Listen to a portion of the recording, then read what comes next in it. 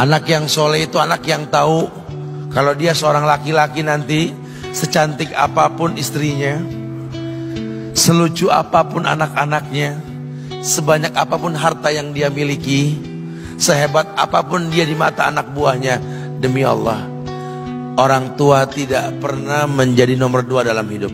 Ini banyak orang yang suka salah ini.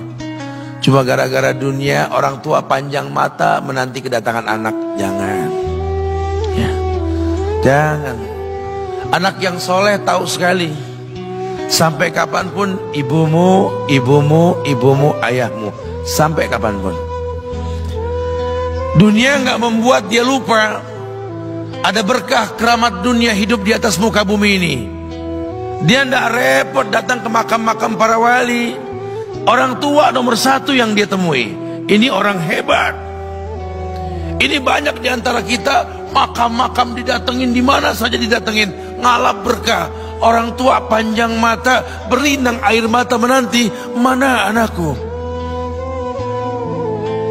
Mana pohon yang pernah kutanam?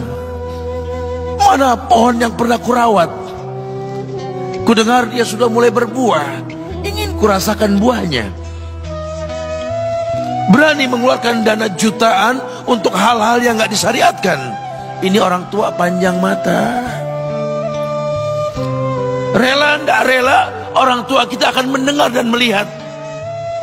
Ma, aku pengen nikah, aku pengen berkeluarga, Ma. Ya orang tua ya seneng lah. Cuma kalau inget metik buahnya belum terasa, ya ada perasaan kayak gimana gitu loh. Karena dia tahu setelah ini dia akan menikah. Bahwa anak orang ada kehidupan yang berbeda yang bakal dia rasa. Orang tua makin hari makin rentan, bukan makin seger. Yang perempuan dibawa orang, ya Allah. Baru kemarin perasaan mainin poni ini anak perempuan kita, betul.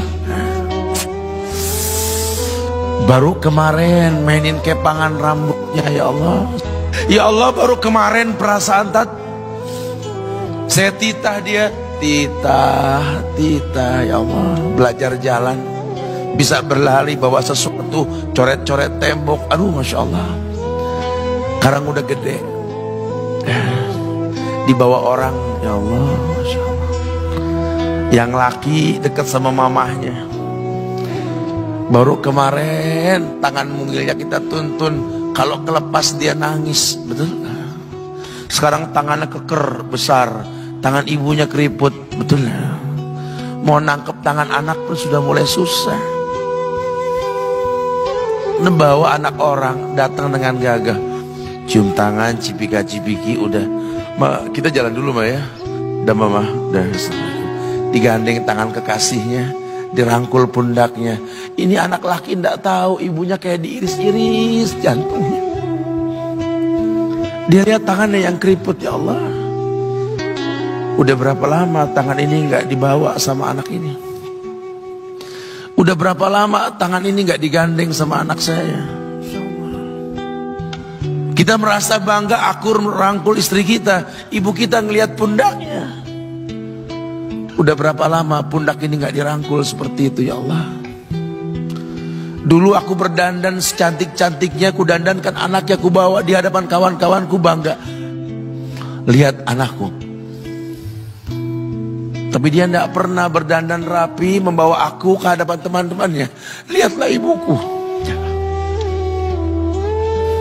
Ibunya sudah kebayang, ya Allah, ini anak bakal minta nikah sebentar lagi. Yang wajar kalau orang nanam pohon pengen metik buah, wajar. Ini buah belum terasa, pohon sudah mau dibawa. Kebayang tidak? Ya Allah. Mulai dia kebayang. Sehingga rasa-rasa seperti ini menjadi tumpukan rasa di hati orang tua kita, yang nanti pada akhirnya dia pun bakal kembali ke hadirat Allah. Kita pun bakal kembali ke Allah, betul? Sementara yang namanya kemuliaan datang dengan cara sabab yang benar. Ridallah fi ridal walidain wa sukhtullah fi sukhtil walidain. Ridanya Allah ada di ridho orang tua, murkanya pun sama. Karena semua ibadah yang dia lakukan berujung pada surga. Dan yang paling gampang ketika dia mau menaklukkan dunia, demi Allah, berkah orang tua dulu yang dia ambil. Ini dirasa oleh orang mulia yang Nabi katakan, innahu min ahlis sama, innahu min ahlis sama. Manhu? Siapa dia? Sahabat manusia yang pernah hidup zaman sahabat tapi nggak ketemu Rasul, yang bernama Uwais Al-Qarni, pemuda miskin pengembala kambing di negeri Yaman. Padang tandus yang dia tinggal di situ, yang dia kesampingkan hidupnya untuk ibunya, untuk ibunya. Tidaklah terucap kalimat satu yang ingin ibunya pengen, kecuali Uwais pasti akan melakukannya apapun, dan ibunya cacat. Apa kata Uwais? Tidak akan pernah terlontar kata dari mulut ibuku kecuali kan kulakukan yang dia inginkan. Masya Allah. Ibunya cacat dan dia menomorduakan diri, yang penting orang tuanya dulu. Hingga satu waktu ibunya berkata, wahai Uwais, ibu sudah tua. Andai kematian mendatangi ibu, ada beberapa keinginan yang ibu pengen merasakan keinginan tersebut. Mungkin enggak ya? Apa Bu? Katakan. Ibu pengen haji. Bengong Uwais, ya Allah Bu, ini Yaman, Hadramaut, yang sekarang saja pesawat itu bisa 3 jam menuju Saudi itu, 2 jam lebih lah menuju Saudi. Ini lebih jauh lagi, kebayang berapa ratus kilo, berapa ribu kilo nggak tahu. Ya baiklah ibu, kata Uwais, aku tidak pernah menolak permintaan ibuku, tapi kali ini aku tidak bisa menjawab karena mikir gimana caranya ini. Apalagi dia seorang pemuda yang punya penyakit sopak, ada tanda-tanda putih di bagian badan itu kayak pano besar gitu. Udahlah, terserah gimana nantilah. Yang penting ini nomor 1 dalam hidup ini. Dia beli seekor anak sapi, digendong tiap hari itu sapi sama si Uwais menuju puncak gunung. Turun lagi, gendong ke atas, turun lagi tiap hari.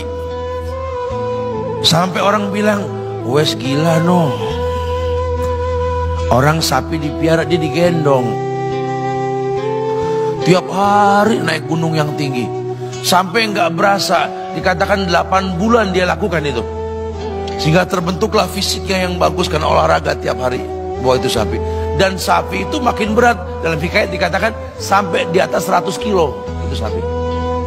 Kemudian dia tetap gendong ke atas dan dia yakin, bismillah saya yakin, sampailah bulan haji. Ibu naik ke pundakku, digendong ibunya dari negeri Yaman. Subhanallah, gak ada yang gak mungkin. Lihat, dibawa ibunya ke Mekah, bertawaf di Ka'bah, dunia menyaksikan. Bahkan hikayat mengatakan dia sempat bertanya kepada sahabat Abdullah bin Umar, aku telah menggendong ibuku dari negeri Yaman menuju Mekah, bertawaf di Ka'bah ini. Sudahkah aku membayar jasa ibuku? Apa kata sahabat Abdullah bin Umar? Bahkan satu hentakan napas pun ketika melahirkanmu belum terbayar. Bahkan satu hentakan napas pun ketika melahirkanmu belum terbayar. Dia selesaikan tawafnya. Dia selesaikan tawafnya. Selesai tawaf, dibawa ibunya ke makom Ibrahim untuk sholat 2 rakaat. Selesai sholat, dia angkat tangan, dia berdoa kepada Allah, ya Allah, ampunkanlah ibuku ya Allah. Ampunkan ibuku ya Allah. Masukkanlah dia ke sorgamu ya Allah. Masukkan dia ke sorgamu ya Allah. Ibunya berbisik, Uwais, sudahlah, mintalah pada Tuhanmu ampunan untuk dirimu dan sorga untukmu. Wallahi wahai ibu, Allah ampunkan kamu, Allah masukkan kamu ke sorga, cukup untukku, ridhomu yang kubutuhkan wahai ibu. Lihat, manusia saleh, hasil doa Rabbi habli minas solihin. Lihat, makanya ketika Nabi mengatakan